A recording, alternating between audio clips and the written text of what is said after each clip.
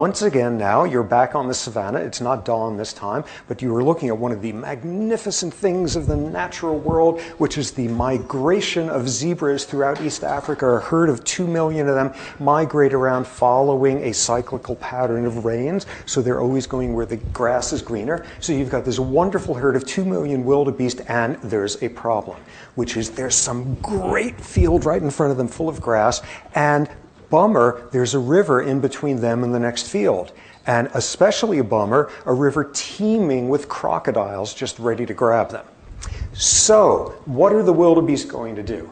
And according to the National Geographic type specials we would get, out would come a solution. There's all the wildebeest hemming and hawing in this agitated state by the edge of the river, and suddenly from the back of the crowd comes this elderly wildebeest who pushes his way up to the front, stands on the edge of the river and says, "I sacrifice myself for you, mein Kinder," and throws himself into the river, where immediately the crocs get busy eating him up, and the other 2 million wildebeest could tiptoe around the other way across the river, and everybody's fine.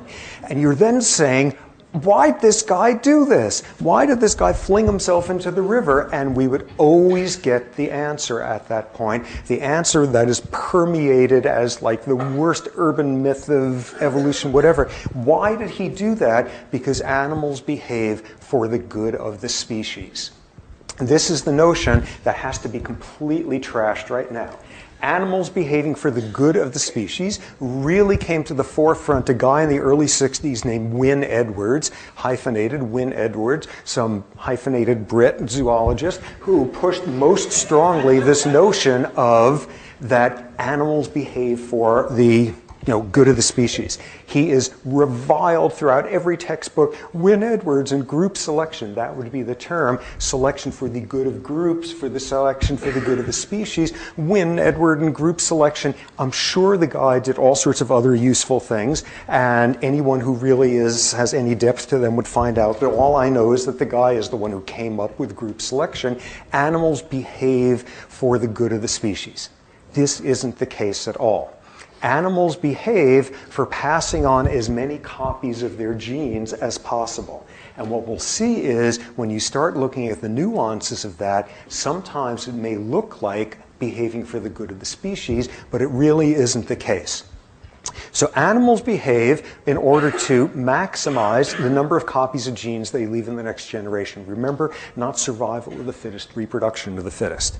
So first thing you need to do is go back to that vignette and saying, so what's up with the wildebeest there? And what's up with the elderly guy who jumps in the river? And finally, when you look at them long enough, instead of the camera crew showing up for 3 minutes, when you study this closely enough, you see something that wasn't apparent at first, which is this elderly wildebeest is not fighting his way through the crowd. This guy is being pushed from behind.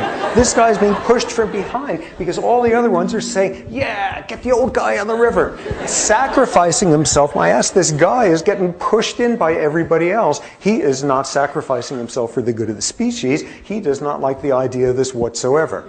So he gets pushed in because the old weak guy, none of this group selection stuff.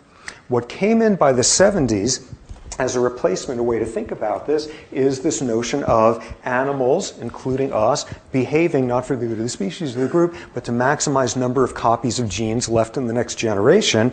And what you see is 3 ways in which this could occur, 3 building blocks. The first one